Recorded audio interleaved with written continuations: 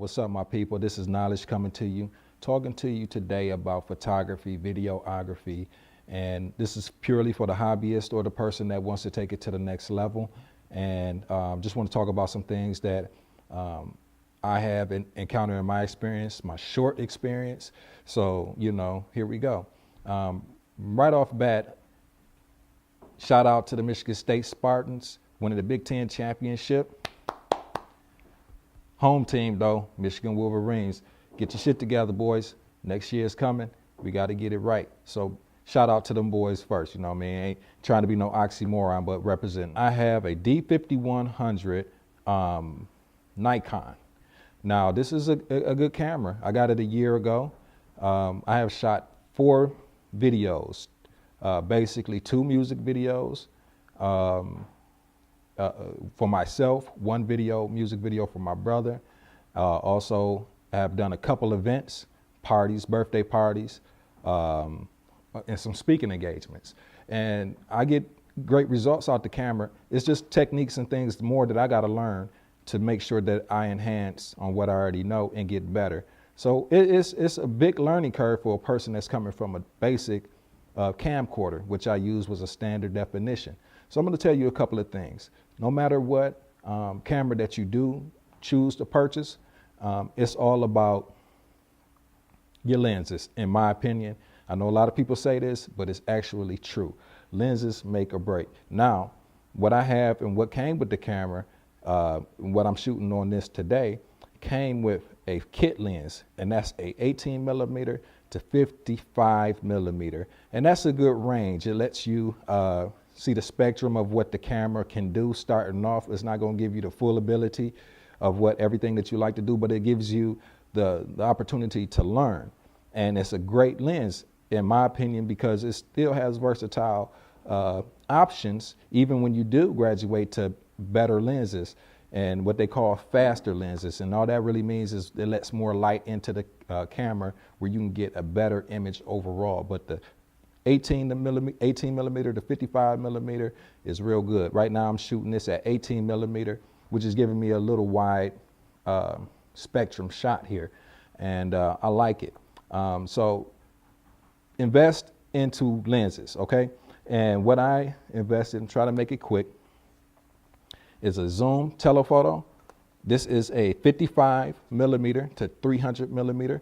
This is good for sporting events or shooting videos or anything, actually, because when I'm shooting music videos, when I want a tight shot on the head shot or something that's in particular that's very important in that scene, you want to be able to zoom into that part that you really want the crowd to or the audience to see. You really want to be able to go into that and take a shot of that, or be able to capture that moment, or show what's your focus point on that. Okay, so I think a zoom lens, a telephoto lens, is very important. You should have one. Okay, this is not the best. Okay, this is not the best. It doesn't let a lot of light into the camera, so some things you have to compensate for, and low light levels, but we'll talk about that. Hopefully I get a chance to in this video. Also, I have a prime lens. Now, this is a 50 millimeter prime lens, okay?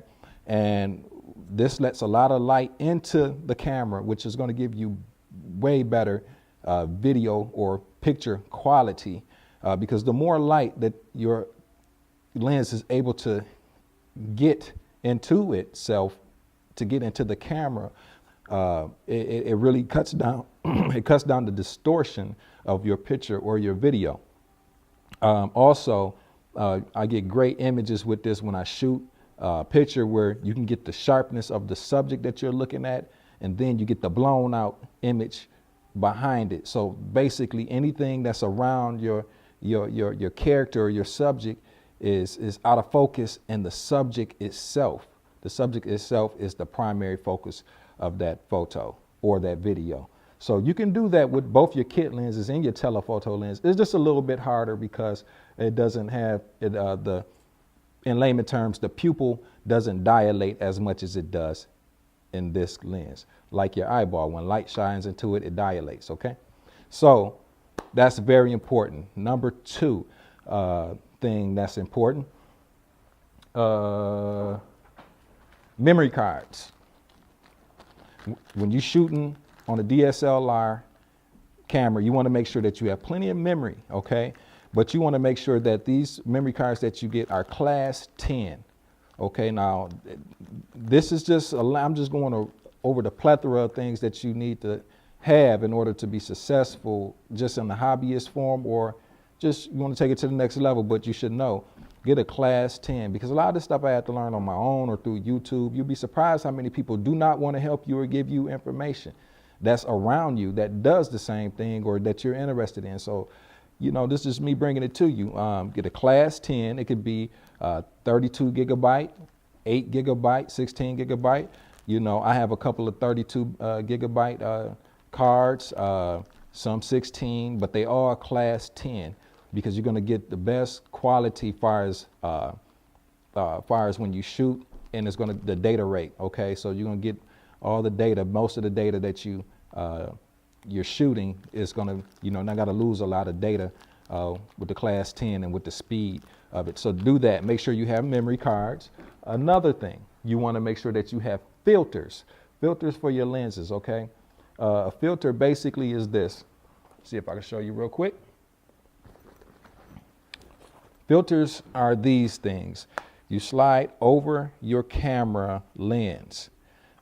Okay, neutral, density, and polarizing filters. These screw on top of your lens. Make sure that you look inside your lens cap to see what millimeter it is. And what this does is when it's a sunny, bright day outside or something like that, and you don't want to blow out the contrast of your video or your photo, you can screw this on, and what you're going to do is to make things a little bit tighter and a little bit more crisper so it doesn't blow out your image as bad. Okay, so they got many different kinds of these, but I bought these for $10. Okay, these ain't the best, but it works for what I do. You know what I mean? You know, and it's all about finding bargains and deals. Another thing that you would want to invest in my opinion, if you want to use your DSLR for interviews, if you want to use it for, let's say you got events, speaking events where somebody wants something taped and they're doing speaking, you want to invest in microphones. What I have is a lapel mic, and I have two lapel mics, $7 lapel mics from Audio-Technica. And it's basically, you don't want to use the audio that's from your camera when you're shooting video. When you're shooting music video, it doesn't matter, okay, in my opinion, because you're taking the track of the music and laying that up under, you know, up under your video. So you're gonna have the music playing. But far as for when you want to have events where you're doing interviews and speaking engagements or something like that, you want to have a microphone. So when I'm doing interviews, or I did one interview so far, and the lapel mic was wonderful. The Audio-Technica is going to give you, you know, a way better quality than I would have gotten using the onboard microphone speaking. And I'm able to go into my program once I start to edit it and bring up the levels, spread the voice out or tighten it in or out, or however I want to manipulate it to get a better sound quality. But you want to invest in a microphone because, you know what I mean, what's good video, and if you're doing an interview, you got crappy audio, it's just going to take away from it. Also, when I say a microphone for events, this is, I call this nigga rigging, okay? I made this into a hot shoe. This is a hot shoe mic. This is a mic that I had when I used to record, still record music, but not using this mic. Around 15 years ago, this was just a mic that I would just plug into my computer, a stereo mic. And what I did was rig this to go on top of my shoe mount of my camera. And it's basically, you know, it's a directional. So whatever way I'm pointing the camera is this which way the mic is going to pick up. Hell of a lot better than the onboard. I just don't have $200, $300 or $150 that I want to spend right now on a microphone, as far as to put on the camera, where this one is doing very well, and I can go ahead and manipulate and bring up and take down the sounds, and you know, in the program that I use afterwards to edit the video. So Also, when you put shooting video, here's a couple things, tips. Make sure if you're just having fun as far as a hobby, you're shooting birthday parties for the family, or you're just doing something quirky and weird or whatever the case may be, you can keep it on the just regular standards as far as video image. I like to shoot at 1080p. I like to shoot at 24 frames a second, and shutter speed at 50, okay? Because that's going to give you a good motion blur or whatever the case. It's going to take less data on your memory card. And I like to shoot at not neutral. I like to push all my contrast back, all my sharpness back, and saturation. And I like to shoot flat when I do videos or interviews that's like important, that I'm getting paid for. That way I can go into the computer and then I can manipulate and bring up the color, the saturation, the sharpness and things like that. But when I'm just having fun and videotaping the kids or something with the family, I just put it on the manual settings of vivid or monochrome or whatever effect that the camera has, because a lot of times, unless you're getting paid for an event or something special, that's something that you want to present to the public, then you don't want to put a lot of work into it if it's not that. So if it is something that's important, I'm showing to the public, far as a music video or an event, then I would shoot it in a flat tone. Far as my music videos or people doing something for them, or I'm shooting actual photography, I shoot that flat. So I can go ahead and put that into the computer, and then I can manipulate the color, the brightness, saturation, and all these things. So I guess what's meant to be said here or be learned here is that, if you want to get into photography, if you want to get into videography, if you want to get into certain things like that, you should, And the only reason that I did it is because I like music, as you know. I wanted to do music videos. I want to shoot music videos and do events for people.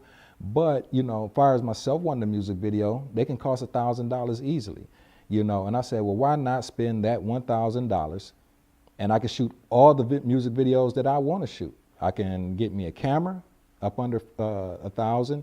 I can get me an additional lens and some accessories, and begin to do my thing, you know what I'm saying? So there's many more aspects of the DSLR camera that could be talked about today. Far as, tripods and things like you can get and extra lighting. But we can get into that another time, I guess how you guys respond to it. If you want to know more, then I'll go ahead and elaborate more. But I'm in the beginner stage, beginner pro. And the couple of works that I did, people have liked them. They like the look of it. And, so just continue to grow into it. And it's not, again, about the camera that you use. It's the same thing about my music or the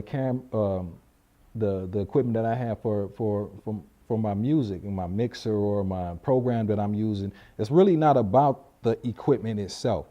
Long as it's, giving you a 1080p shot as far as a DSLR, and your frame rate and all that types of things is cohesive with what today's look is, then all you really need to concentrate is on your style. It's just like music. We all can have the same type of equipment, but it's all about your style, about your delivery. And it's all about how far you want to expound on your creativity, and that's all life is really about. We all have the same life, really, but it's how we want to expound and, stand out and do the things we like to do or not do, that sets us apart, So until the next time, thanks for kicking it with your boy. More videos to come. Keep God first, family second, and you third. And in that order, you should never be last, because the last is always made first. You know what I mean? And the meek shall inherit the earth. Next time, if you guys want to talk about this and further, we'll talk about lighting, and we will talk about whatever you want to. But I think lighting is a very important thing. You need to have that. We'll talk about nighttime shooting if you want to talk about that. You just, let me know. And we can just talk about some other things just to go along with that also. So Till then.